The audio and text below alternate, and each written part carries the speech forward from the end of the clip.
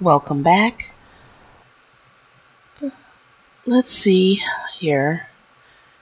In the last video, this fucker's back.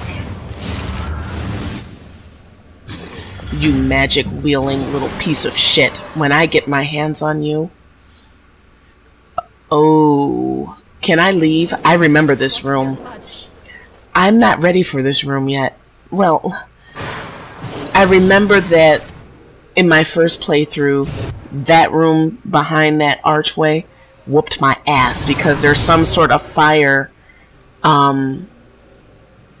attack. But the real reason why I'm not ready for this room is because I wanted to go back and clear out that other stuff. So what I think I'm going to do is kill these mobs, see if I can go back out, and then come back in.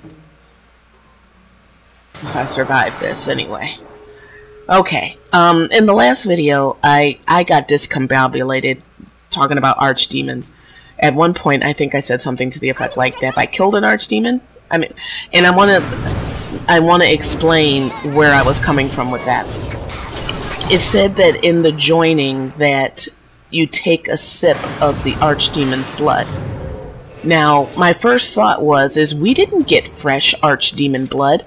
So how could Duncan have kept this blood, you know, good this whole time from the last blight? And so I'm like, did I, you know, fight an archdemon? So for those that may have thought the same thing I did, you know, about the archdemon, archdemons are the old gods manifested in the form of powerful and terrifying dragons and tainted by darkspawn. They possess an intelligence far beyond the average dragon. So no, we did not fight a dragon, and purely evil creatures. Most of the time, the darkspawn are organized as a simple hive mind, concerned only with expanding the horde. They rarely appear on the surface, except in raids and small invasions. A blight begins when the darkspawn find and taint an old god. Oops. Oh, okay. Who then unites them into a great horde and unleashes them onto the surface in... Hang on. Okay, I think I got all of Kalen's stuff.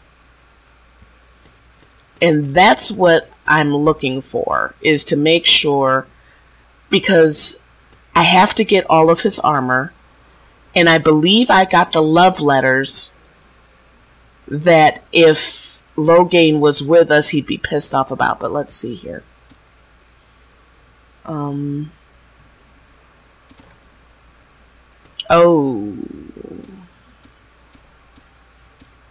Good Lord. Yeah, I think I got them. I'm not going to go through all of these. Wow, just look at all the information that... I mean, I'm so glad that I'm going back through the lore, but good Lord, there's a lot of...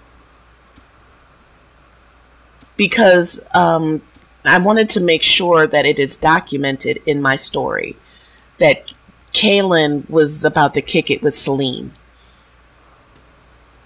Because I think that might... Okay. Kalen's documents...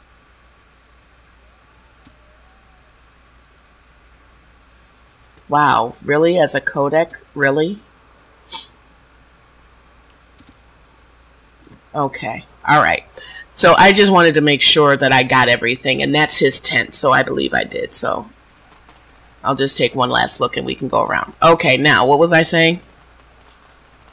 Okay. A blight begins when the darkspawn find and taint an old god, who then unites them into a great horde and unleashes them onto the surface in a wave of darkness and destruction. The archdemon is their leader, and a blight will not end until the archdemon is destroyed. Oh, okay. Before the events of Dragon Age Origins, there have been 4 previous blights led by archdemons. Since the dwarves managed to fend off the darkspawn invasion of the deep roads after the first blight, no archdemon has led a blight against them. Instead, the dwarves consider the blight to be something of a respite, as all darkspawn activity is focused on the surface. So, obviously I did not fight an archdemon. For the codex entry for an archdemon, the false dragon gods of Treventor Imperium lie deep within the earth. Okay, now we're back at the door. Now we can go back in here. Where they have been imprisoned since the Maker cast them down. No one knows what it is that drives the darkspawn in their relentless, I'm probably about to die, search for the sleeping gods. Perhaps it is instinct, as moths will fly into torch flames. Perhaps there is some remnant of desire for vengeance upon the ones who goaded the magisters into to assault heaven. However, the reason, or whatever the reason, when darkspawn find one of these ancient dragons, it is immediately afflicted by the taint. It wakens twisted and corrupted and leads darkspawn into a full-scale invasion of the land. A blight. Oh God. See, this is not what's scary, and there's a fire attack that whoops my ass. And I'm trying to, maybe I'm wrong, but I could have swore if you go that way too far, you get blasted to Kingdom Coming Back. But where are all the mobs? I remember in my first playthrough, there was a hell of a lot more mobs in here. This room was I died in this room quite a bit on my first playthrough. Unless I'm thinking of something else. See, right here, they're supposed to be... Maybe I somehow circumvented it? Huh. Okay, they went through with no problem. Maybe because I was playing a melee character. Or something, I don't know. But it seems like I have successfully cleared the room. See, in my first playthrough, there were archers all over there. And when I would walk in here, they just whipped my ass. They were all along the walls. So what happened? Okay, for you people that have played through to this part, was this room as empty as it is now? I mean, I distinctly remember there being a ton of mobs against the walls. And the minute, every time I even tried to get up close, it was, particularly as a melee character, it was horrible. Huh. Okay, so now we know that I have not fought an archdemon. Somehow, Duncan is able to, with the mysteries of science that should not exist in this game yet, magically be able to keep blood... what would be the word I'm trying to think of? This is what I get for gaming late at night.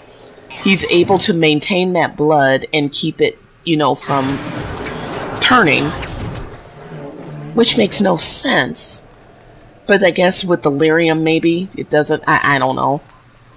That doesn't make any sense to me.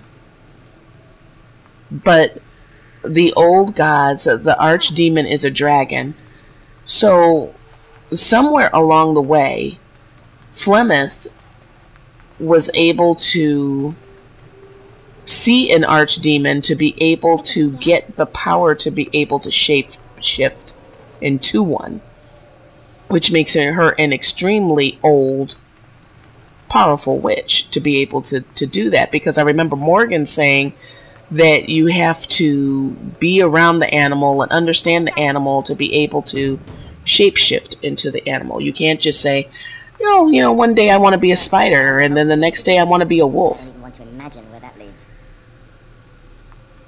Of course, when he says that, that means we're going to have to descend down there. You just damned us down there, Duncan. So, yeah, so when she changed into that form, does that mean somehow she's connected? How did she see an archdemon? So yeah, I'm very confused. And now I'm confused. How did Flemeth see an archdemon enough to be able to understand the behavior to be able to shapeshift into one?